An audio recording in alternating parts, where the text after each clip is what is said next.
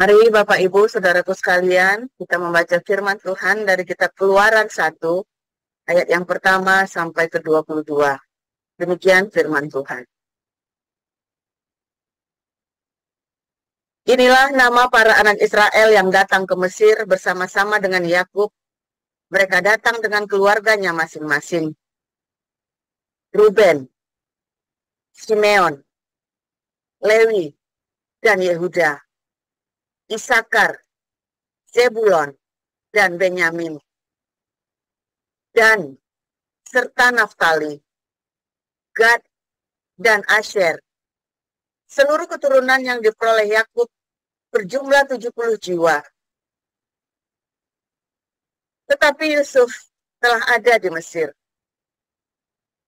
Kemudian matilah Yusuf, serta semua saudara-saudaranya dan semua orang yang seangkatan dengan dia. Orang-orang Israel beranak cucu dan tak terbilang jumlahnya. Mereka bertambah banyak dan dengan dahsyat berlipat ganda sehingga negeri itu dipenuhi mereka. Kemudian bangkitlah seorang raja baru memerintah tanah Mesir yang tidak mengenal Yusuf. Berkatalah raja itu kepada rakyatnya, bangsa Israel itu sangat banyak dan lebih besar jumlahnya daripada kita. Marilah kita bertindak dengan bijaksana terhadap mereka, supaya mereka jangan bertambah banyak lagi, dan jika terjadi peperangan, jangan bersekutu nanti dengan musuh kita dan memerangi kita, lalu pergi dari negeri ini. Sebab itu pengawas-pengawas Rodi ditempatkan atas mereka untuk menindas mereka dengan kerja paksa. Mereka harus mendirikan bagi Firaun kota-kota perbekalan, yakni Pitom dan Ramses. Tetapi makin ditindas, makin bertambah banyak dan berkembang mereka, sehingga orang merasa takut kepada orang Israel itu.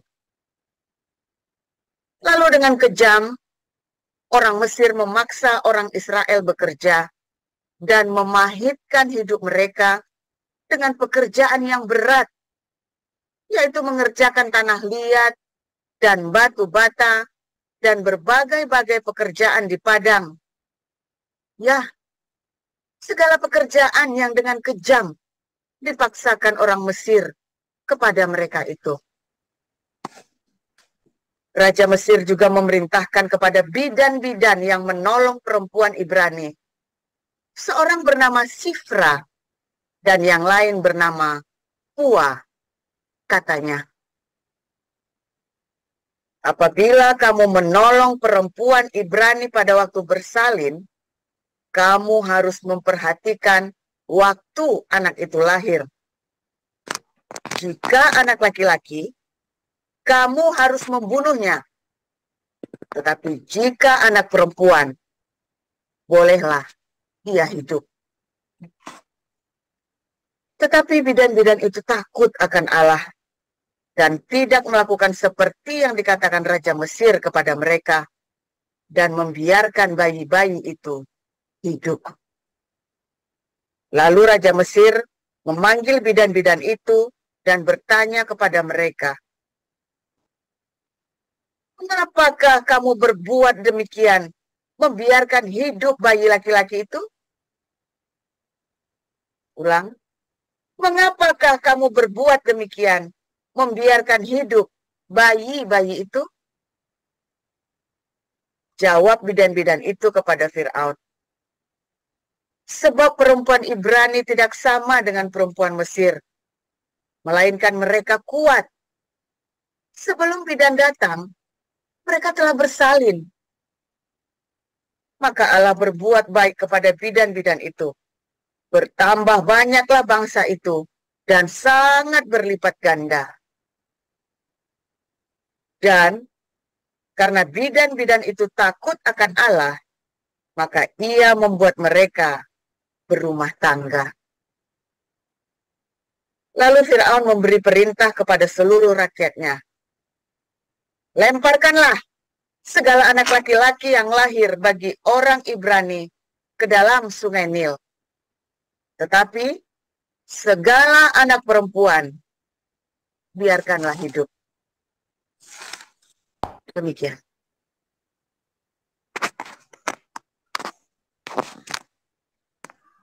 Silakan Ibu Sarma.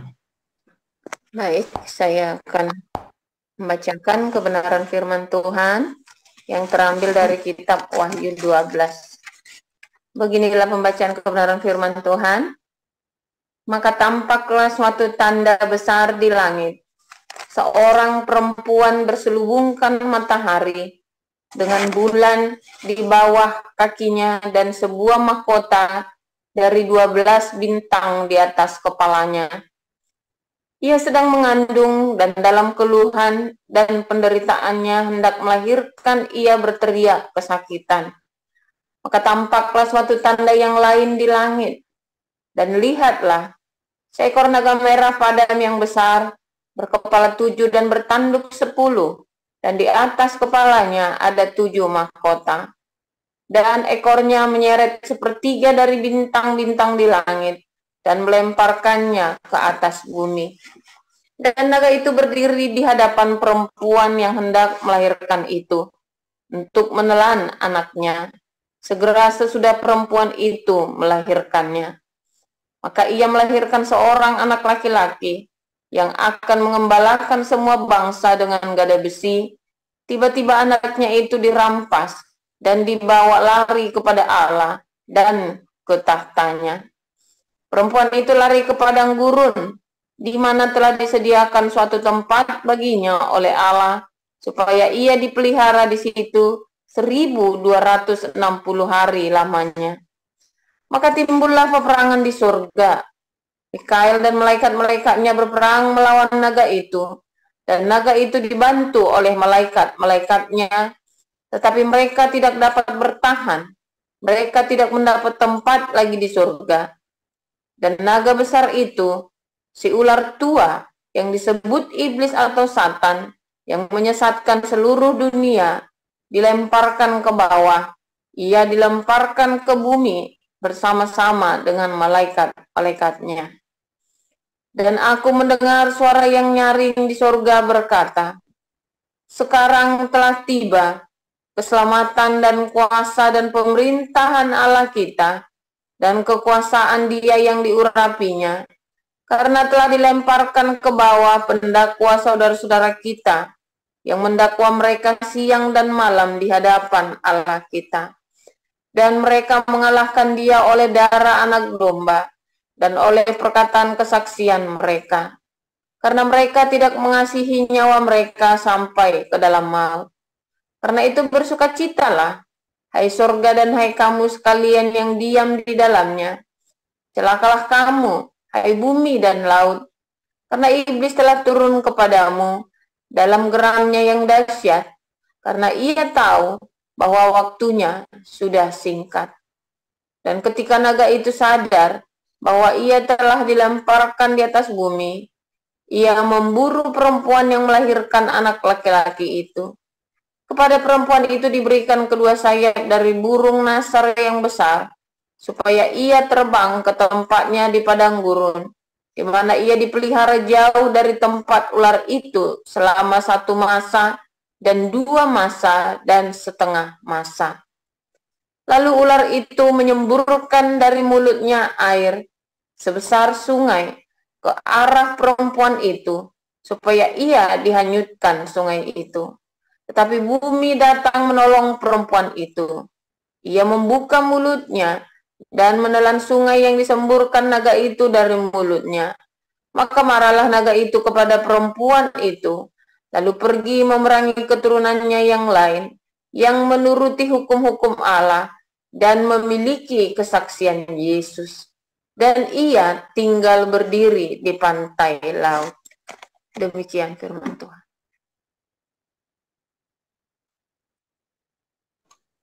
Terima kasih Ibu Nerliana dan Ibu Sarma atas pembacaan firman Tuhan. Nah, kita akan mendengarkan firman Tuhan dengan judul PBB niat musnahkan Israel. Silahkan, Pastor Paulus. Shalom semuanya, luar biasa ya, judulnya serem, PBB niat musnahkan Israel. Kalau Anda lihat mulai dari Desember, Januari ya, kita lihat bagaimana PBB berupaya untuk membuat Israel kalah, saudara ya, dengan melakukan banyak sekali framing dan memberikan informasi-informasi yang tidak benar ya tentang Israel, sehingga membuat seluruh dunia ini membenci Israel, saudara. Ini adalah antisemitik yang dihembuskan, yang diorganisir oleh PBB, saudara ya. Saudara, lalu orang Israel menjawab ya, kalian dunia, kalian tidak bisa musnahkan kami. Dan dia cerita ya, dari zaman Abraham, dia bilang ya, dari zaman Abraham, dari zaman Mesir, dari zaman Babilonia, dari zaman Bar Kokhba sampai dengan hari ini ya, sampai dengan Hitler, sampai dengan hari ini ya. Ini bangsa memang bangsa pilihan, saudara ya. Saudara, ada satu keistimewaan ketika Tuhan memilih sebuah bangsa. Ketika Tuhan sudah menetapkan, kalau kita baca di kitab Kejadian, dari mulai Abraham dipilih ya, sampai dengan Yakub ke Mesir, sampai dengan Yakub memberkati Yehuda, saudara ya, untuk menjadi orang-orang yang dipilih. Ya, saudara, ada yang menarik ya dari cerita tadi tentang Firaun yang ingin memusnahkan orang-orang Israel ini. Itu kalau di dalam di dalam tradisi Yahudi ada satu kisahnya ya, dalam namanya Misnahnya ya, dalam Misnahnya itu ada sebuah cerita ya, bahwa Firaun ini bermimpi ada timbangan. Satu isinya anak domba yang kurus, satu isinya tanah Mesir, lalu jomplang ya. Yang ada anak dombanya lebih berat, yang Mesirnya itu lebih ringan, jomplang, saudara. Lalu si penyihirnya itu namanya Yanes dan Jambres. Ya, di dalam Targum itu, dalam Targum itu ceritakan Yanes dan Jambres ini memberikan saran kepada Firaun bahwa nanti ada orang Israel ini yang akan menghancurkan Mesir. Lalu Firaunnya panik, seluruh orang-orang Israel ya, yang anak-anak bayi Israel harus dibunuh, saudara ya. Lalu dia menyuruh bidan yang namanya Sifa dan Puva.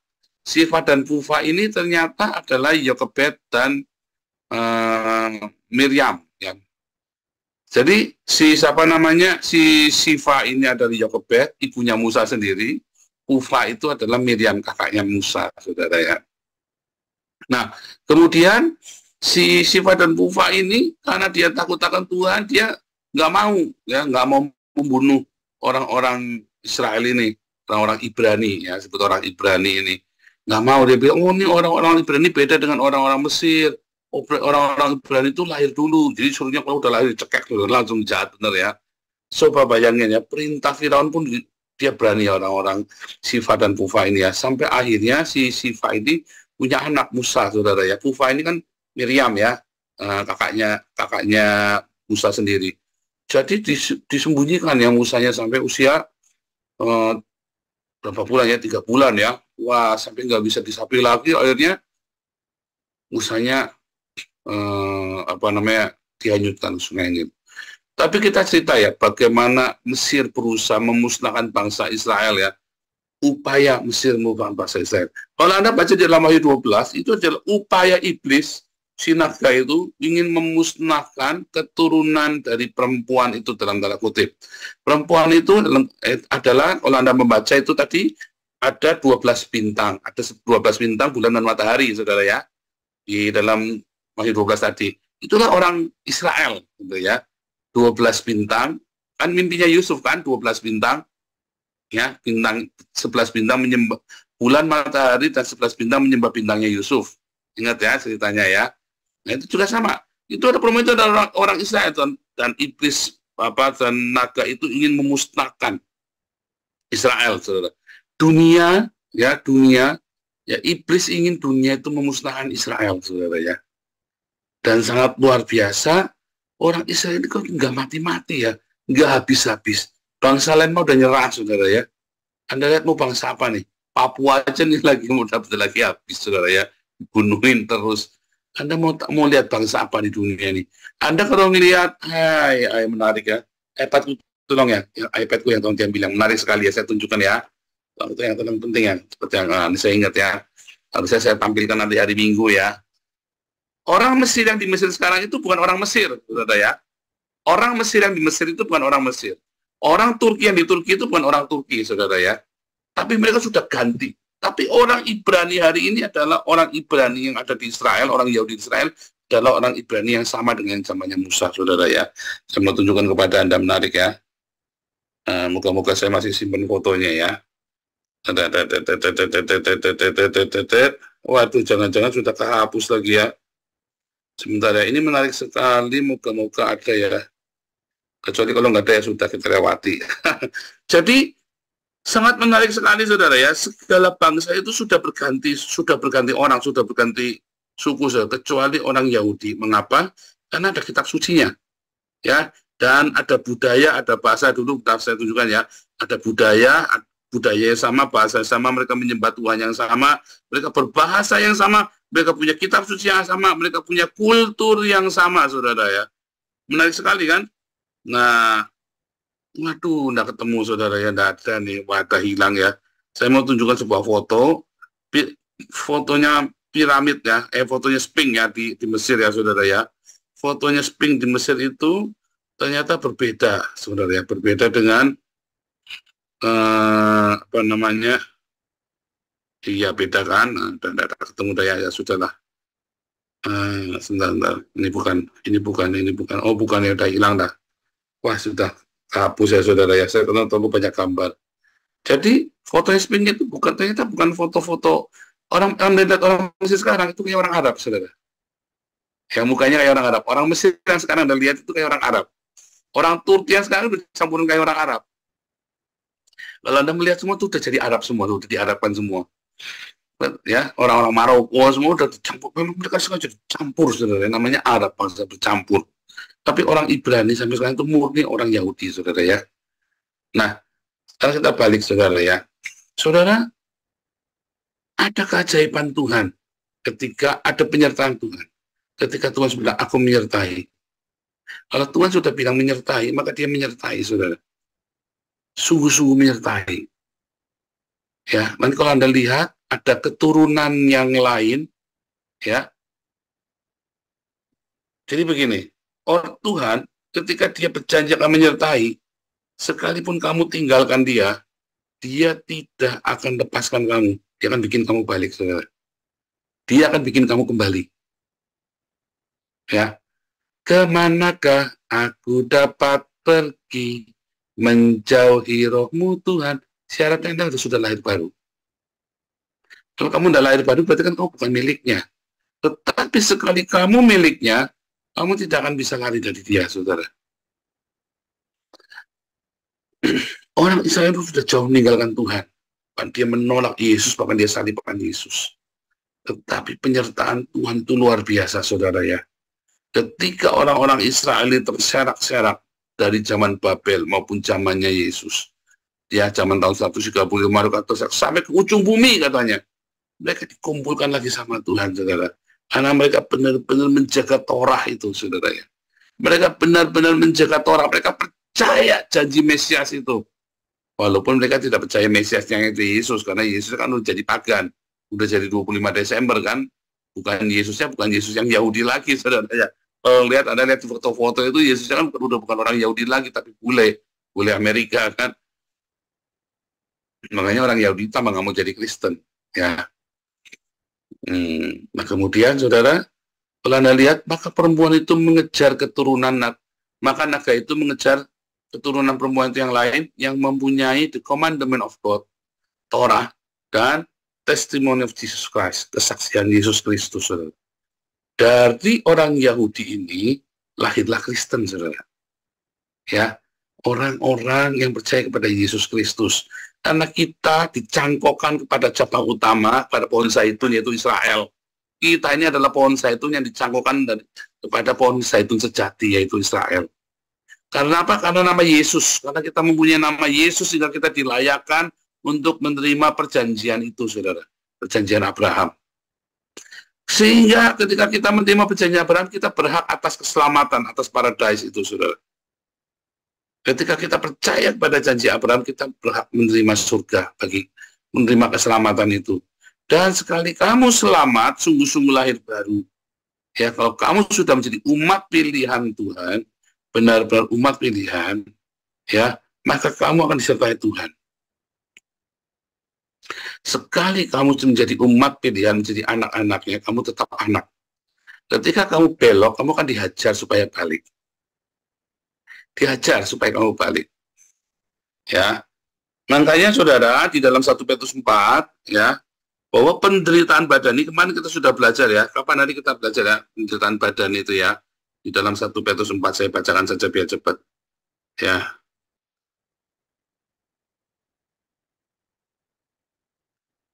Anda keluar. Kenapa anda keluar ini? 1 Petrus 4, udah mau keluar ayatnya. Kenapa mainnya mau keluar?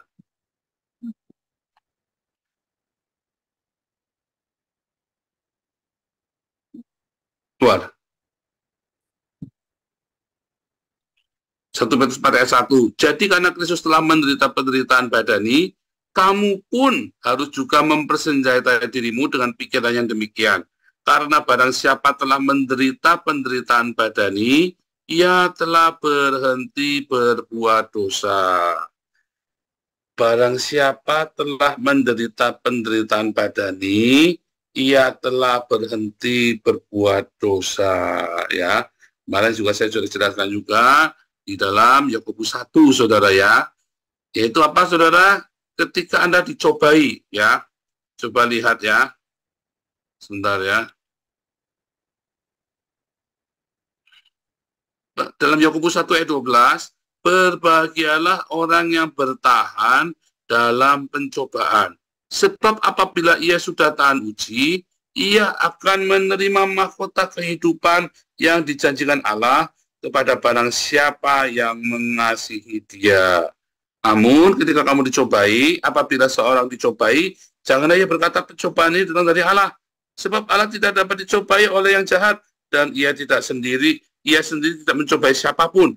Tiap-tiap orang dicobai oleh keinginannya sendiri, karena ia diseret dan dipikat olehnya, saudara. Ya, saya lagi mau ngomong begini. Kamu umat pilihan. Percayalah kalau kamu sungguh-sungguh lahir baru, ya kamu terima Yesus Tuhan dan Juru kamu sungguh hati, maka kamu adalah umat pilihan dan Tuhan tidak akan lepaskan kamu. Kemanakah aku dapat pergi menjauhi rohmu Tuhan? Ku berlari menuju ke langit, namun engkau ada di sana. Ya, saudara, namun ketika kamu lagi belok, saudara ya, kamu kan dicobai oleh keinginanmu sendiri. Ya, kamu kepengen lebih, kamu kepengen harta yang lebih banyak, kamu tamak, kamu gila jabatan, kamu kepengen ini, kepengen itu, kamu tidak bersyukur. Kondisimu sekarang sudah baik, kamu pengen lebih yang lebih. Jangan, saudara. Kalau kamu sudah cukup makan, pakaian, kamu punya sudah ada rumah, sudah. Kamu jangan ingin lebih, saudara. Sampai Tuhan yang kasih. Kerjakan. Tapi jangan ingin lebih, saudara. Ketika kamu ingin lebih, itulah kamu bikin dosa, kamu menyiksa dirimu. Disitulah pencobaan-pencobaan itu datang. Ya. Jangan ingin lebih. Cukupkanlah dirimu dengan apa yang ada. Kalau Tuhan memberkati kamu, membuka jalan-jalanmu, jalan. Tapi jangan kamu kerekelan, saudara. Jangan sampai kamu menghalalkan segala cara, hantam sana, hantam sini, utang sana, utang sini. Ya, serius, saudara ya. Saya ngomong ini serius ya. Anda boleh uji yang saya ngomong. Berkat Tuhanlah yang jadikan kaya susah payah tidak menambahinya. Ya, saya punya satu keluarga ya, om saya yang selalu bilang ya. Dia selalu bilang sama papi saya, jangan cukupkanlah dengan apa yang ada. Papi saya itu dulu kaya raya waktu mudanya ya saudara ya, pekerja keras kaya raya, tapi papi saya itu bernafsu gitu ya, wah, ambisius ya, kayak saya dulu ya saudara ya. Saya jadi ingat waktu itu saya bayangin papi saya, aduh sekarang saya bayangin, saya kok kayak saya ya. Saya kebayang sekarang ya, saya mengerti kenapa salah papi saya. Dia sudah cukup, tapi ambisius ya, dia pengen tabrak sana, tabrak sini. Akhirnya habis saudara ya, gudangnya kebakaran semuanya. Papi saya dalam satu malam bangkrut saudara, dengan nanggung utang yang banyak, gudangnya kebakaran. Jadi itu barang itu hasil utang semua tuh di gudang itu. Gudangnya gede banget itu ya. Wah, papi saya, wah ini udah kebayang tuh. Gudang itu untungnya 4 kali lipat. Jadi utangnya itu dia masih untung 75%. Saudara. Kalau misalnya harganya 1 miliar, ya satu gudang itu, ya itu hasil utang semua. Dia masih punya 3 miliar. Wah, di depan mata ceritanya mami saya begitu ya saudara ya. Itu zaman itu terkenal sekali di kota kami, saudara papi saya ya. Dalam satu malam itu habis, entah dibakar orang, entah orang tidak sengaja, saya nggak tahu saudara. Pokoknya dalam satu malam itu bangkrut, itu utang semua saudara isinya. Habis itu papi saya habis-habisan. Nggak berani keluar rumah, nggak berani apa saudara ya. Si om saya ini selalu bilang ya, hitung berkatmu satu-satu. Jangan pernah kamu, kalau sudah kamu cukup makan, kalau kamu sudah cukup pakaian, kalau hidupmu sudah wajar, jangan kamu maksakan dirimu, saudara. Bekerja dengan rajin. Yang ada itu saja kamu kerjain dengan rajin. Jangan kamu push, sehingga kamu harus menyiksa dirimu, kerja siang bangun demi masa depan. Oh, cuma saudara, percaya saya. Kamu masih muda, lakukan yang rajin. Jangan kerja di bawah 8 jam. Jangan juga kerja lewat dari 12 jam. Kalau kamu masih kurang, kerjalah 12 jam. Kalau kamu sudah lebih dari cukup, jangan kurang dari 6 jam. Nanti kamu males. Apalagi kalau kamu masih pengangguran, kamu tidak boleh sehari kerja kurang dari 8 jam. Tidak boleh, saudara. Ya, sebab lebih dari itu kamu akan mencobai dirimu sendiri. Disitulah banyaknya pencobaan. Entah kamu sakit, entah kamu nanti berantakan keluargamu. Kamu pergi terus, akhirnya kamu tinggal istrimu selingkuh. Ya istri-istri kerja terus pergi terus, akhirnya suaminya selingkuh. Suami istri kerja terus, akhirnya anak-anaknya rusak. Itu pencobaan-pencobaan yang konyol, saudara ya. Wah, tapi kan saya pengen, karena kamu pengen itu. Anak saya ngeledek ini, kalau mama S2 lagi, kita rumahnya gede begini, begitu, segala macam. Nggak lah, kita segini saja sudah cukup. Segini saja sudah cukup. Ya, kenapa? Kita segini cukup, mau ngapain kita punya gede-gede, nanti kamu yang bersih-bersih di rumah, kalau rumahnya gede. Saya bilang begitu ya. Kita segini saja sudah lebih dari cukup, saudara ya. Kita bisa punya rumahnya nggak bocor, kayaknya belum pernah kebocoran rumah kita, saudara ya. Semuanya lancar, pemanasnya lancar, kalau lagi panasan ventilasinya dibuka, semua sudah baik. Kita mau apa, sudah kita segini saja cukup. Ya, pengen lebih enggak, pengen kurang, yang kita enggak kurang kok, kita cukup. Memang rekeningnya 0, tapi ya kita cukup, sudah cukup. Belajar kan cukup ya. Selama 6 tahun kami di Eropa ya, kami seadanya semuanya, dan kita bahagia. Karena kita seadanya, puasnya kita bahagia, saudara ya. Yang nggak punya uangnya bahagia, kita lagi uang lebih ya bahagia. Mungkin kita bahagia saja ya sudah. Mau apa, saudara? Ya kan, saya kalau makan kebanyakan saya sakit, nanti tambah embut. Saya lagi diet juga nggak berhasil, udah diet terus turun 10 kilo, naiknya 15 kilo, kan kurang ajar, saudara. Nah, isi saya turun 20 kilo, naiknya 30 kilo. Mumet, saudara. Karena diberkati Tuhan. Ya sudah, segini saja cukup. Segini saja cukup, Tuhan. Kita senang. Ya, Tuhan kasih lebih, ya kita tabur lagi, saudara ya. Tuhan kasih lebih, ya kita tabur lagi lah. Buat apa kita tabur lagi? Tadi kita senang. Semua orang yang kita tabur juga senang, berbahagia. Kita semua berbahagia, hidup kita sehat kan. Sehingga kita tidak perlu mencobai diri kita sendiri, saudara. Kamu mencobai dirimu sendiri, akhirnya kamu jauh dari Tuhan. Itu yang terjadi dengan saya, saudara ya, 2010 sampai 2014. Saya mencobai diri saya sendiri. Akhirnya saya lepas dari Tuhan. Kemanakah aku dapat pergi, menjauhi rohmu Tuhan? Saya tekan jadi mualaf, saudara ya. Dan Tuhan tetap tungguin saya. Tetapi ketika balik, kamu akan dihajar, saudara. Namanya anak, kalau pulang tetap dihajar, saudara. Benar nggak? Kamu punya anjing, anjingnya kabur, saudara ya. Anjing kan disayang kan? Kita kan sayang sama anjing. Siapa yang tahu punya anjing, terus anjingnya kabur dari rumah. Sepanjang siang, dan malam baru pulang, kotor. Diapain, saudara? Sabet, anjing aja disabet. Ya nggak, saudara? Karena kan kamu sayang dengan anjing itu. Anak juga sama ya. Si YC, jangankan YC, saya dulu nakal sekali ya. Saya pulang sekolah, saya habis makan siang, saya mengendap-endap, saudara ya. Terus saya pergi ke sungai, namanya Kaligung itu ya. Wah, kita mandi di sungai itu ya. Nanti Kaligung itu sungai besar itu, kalau pagi banjir orang bisa pada mati itu ya. Sudah banyak balik orang mati, tiap tahun masih ada orang mati di situ. Jadi mami saya bilang jangan mandi di sungai, bahaya. Nah, saya itu pura-pura mancing, mandi di sungai, saudara. Di Kaligung itu kan banyak orang buang kotoran, saudara ya. Dari mulai kotoran burung sampai kotoran orang, di situ semua orang buang di sana. Jadi itu sungai kelihatannya bening, tapi bau pulang, saudara. Mami saya ngeliat, waduh, saudara ya, gitu. Cium baunya udah bau Kaligung, saudara. Jambak rambutnya, bajunya nih, aduh, kayak pendekar itu. Coba sobek-sobek baju masih baru, saudara ya. Waduh, saya nangis, baju masih baru, baju kesayangan. Tapi baunya bau Kaligung. Ya kan? Harusnya kan mami saya bersyukur saya pulang nggak mati ya, saudara. Nggak ente di bawah air kali ya, saudara ya. Tapi saking sayangnya, dia pulang, dia lega sekali saya pulang. Disabet, saudara. Disabet. Bener, Anda kalau punya anak pulang, malah disabet kan? Makanya anakku pada nggak berani pulang sekali kan. Saya pulang, bukannya bersyukur mami saya malah disabet. Sejak itu saya tidak ke Kaligung lagi, saudara. Karena baju barunya sobek, saudara ya, sobek. Aduh, baju baru cuma satu disobek-sobek, saudara. Mungkin pikirnya mamiku, wah cuma baju, yang penting anaknya pulang biar jangan pergi ke kali lagi. Kalau bisa hanyut dan bisa mati, saudara ya. Itu Kaligung itu bahaya sekali. Saudara, apa, saudara? Tuhan juga begitu. Ya, ketika kamu bertobat, apakah hidupan akan baik? Enggak. Kalau kamu sudah lahir baru, kamu tinggalkan Tuhan, terus kamu bertobat, mau langsung baik, ya enggak, saudara. Kamu menderita dulu. Kamu diajar dulu sama Tuhan. Bukan diajar karena kebencian, tapi diajar supaya kamu ingat. Ya. Dan itu pun bukan karena Tuhan mengajar kamu. Ya itu kamu harus menuai apa yang kamu tabur. Penderitaan badani itu.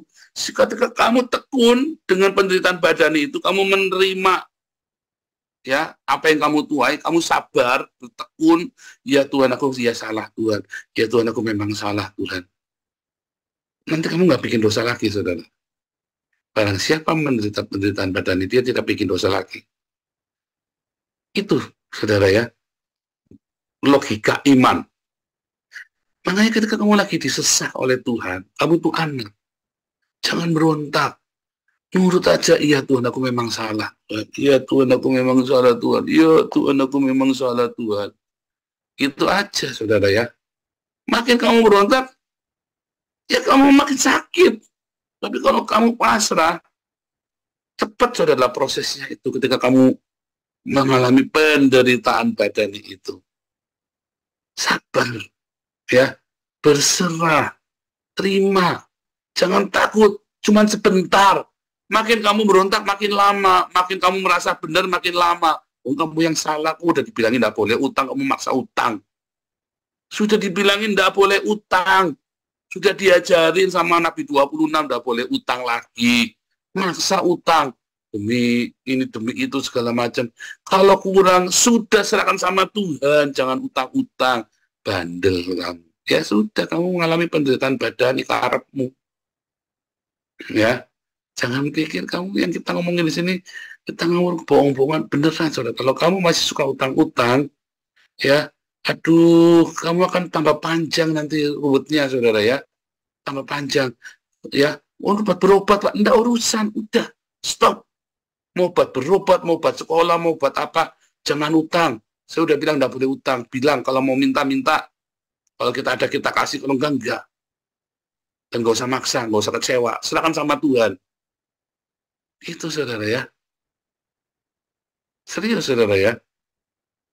Jangan utang-utang. Dan jangan pernah mengeluh kalau kamu lagi susah. Kalau nggak pas, nggak ada yang memperhatikan kamu. Jangan marah-marah. Jangan marah-marah. Mungkin kamu yang salah. Buat orang itu nggak ada artinya. Kok kamu dadak gitu saja, kok kamu rasanya kudu minta diperhatiin. Ya, nggak usah marah-marah. Kalau lagi ada konflik, ya nggak usah kamu jelek-jelekin orang lain. Serahkan sama Tuhan saja, saudara. Kan sudah saya contohin. Ikutilah teladan saya, seperti saya mengikuti teladan Kristus. Ya, saya menjaga hidup saya sedemikian rupa ya, supaya Anda bisa meneladani hidup saya, saudara.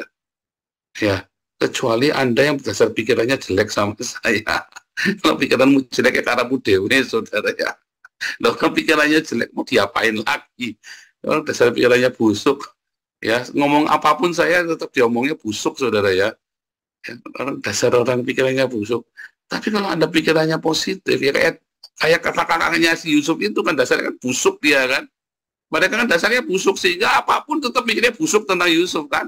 Mereka yang kurang ajar, tapi mana mereka mikirnya Yusuf yang kurang ajar kan. Itu orang dasar pikirannya busuk, Anda perlu bertobat. Kalau itu Anda belum lahir baru, kamu hilangnya bablas itu, saudara. Kalau kamu belum lahir baru, kalau hilang kamu bablas, saudara. Percaya saya, kayak Hani Kristianto itu, ya, Agustan itu balik, Yudi Mulyana balik, karena lahir baru, saudara ya. Dia nangis-nangis telepon saya. Yudi Mulyana sama Agustan itu kan, telepon saya nangis-nangis kan. Kalau Hani itu bablas sudah. Kenapa bisa bablas? Ya, dia belum lahir baru dulunya. Agustan dulu katanya, seniornya Agustan itu dosen saya, saudara ya, teologi. Seniornya Agustan itu ya. Jadi saya kenal baik Agustan. Saya tahu benar siapa Agustan itu. Karena dosen saya itu cerita, ini orang kasihan begini, dia cerita ya. Saya lupa cerita sama dosen saya ya. Saya lupa cerita tentang Agustan ini ya. Aduh, dosen saya pasti senang, bangga sama saya. Dia ya pasti akan senang. Ya, karena Agustan bertobat. Wah, dia bilang, Pak Paul titip Agustan ya. Dia sampai ceritanya sampai langsung merasa kasihan ini orang begini kan. Ya, pasti akan doakan, Pak. Bertobat ya Agustan ya, katanya Zelda, kata anaknya ya.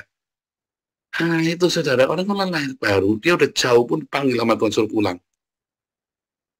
Tapi dia lahir baru. Tapi ketika waktu prosesnya kan apa? Diajar kan Agustan karena sakit kan, didera sampai mati. Ya enggak apa-apa. Yang penting kamu kembali, kamu udah binasa. Dan memang terjadi seperti itu, saudara, kalau kamu bertobat. Saya bersyukur enggak mati, saudara ya. Saya tinggalkan Tuhan enggak sampai mati, kembali sama Tuhan ya. Ya, tapi kan jadi kayak ngedan kan. Jadi Nabi 26 kan, kayak orang gini. Tetapi kita semua ada bayarannya, saudara. Ketika kita balik, bayarannya dalam tanda kutip penderitaan badani itu. Saya melewati penderitaan badani. Bedanya saya merendahkan diri, saya cepat prosesnya. Orang pada lama. Saya begitu tahu, karena saya ngerti, oke, kalau sama Tuhan, kamu pasrah aja deh, jangan ruwet-ruwet, nanti cepat, saudara ya. Jangan khawatir, saudara, jangan khawatir, Tuhan itu sangat baik, sungguh amat baik. Semua yang dia sediakan itu baik. Agustan matinya Agustan saja, ya. Seldanya bisa kita biayain sekolahnya ya. Ya kita lagi nunggu ya, sekarang ini kan lagi dibiayai sama yang sono itu. Karena dia ngotot, nggak mau ngasihkan uangnya ke kita kan. Uang yang kita kumpulkan buat Zelda kan diambil sama mereka. Tapi ya udah, berarti kamu yang udah biayain dong. Tapi kita sudah ngomong sama Zelda ya. Kalau ada apa-apa kamu cepat bilang sama kita. Oh coba. Ya, dalam kondisi itu pun ada jaminan buat anaknya ya, Agustan itu ya. Tuhan baik. Itu kan yang ditakuti Agustan, masalah ekonomi. Hari ini Agustan keluarganya kita cukupi, saudara ya. Saya lagi mau ngomong ya, supaya keluarganya Agustan suruh ke kebun pagi, supaya kita bisa support sembako juga semua. Kasihan saudara ya, keluarganya minus sekali ya, minus sekali ya. Tapi kita terus berdoa saudara ya, untuk orang-orang seperti ini ya, supaya Tuhan tolong. Dan kalau Anda yang sedang mengalami, merapatlah saudara. Anda yang hadir dengar, merapatlah kemari ya. Tuhan memanggilmu, saudara. Ayo pulang anakku, ayo pulang, ayo pulang. Ya, katanya Petrus, aku nyanyinya, come home, please come home. Ya, ayo pulang, pulang. Ya, ayo semua yang ada di YouTube, yang Anda mendengar, tadi malam ada mualaf ya, kemarin saya ada mualaf, saya bilang, kamu pulang, kalau kamu pulang nanti anakmu mati. Tak bilang gitu saudara ya. Tuhan Yesus memberkati.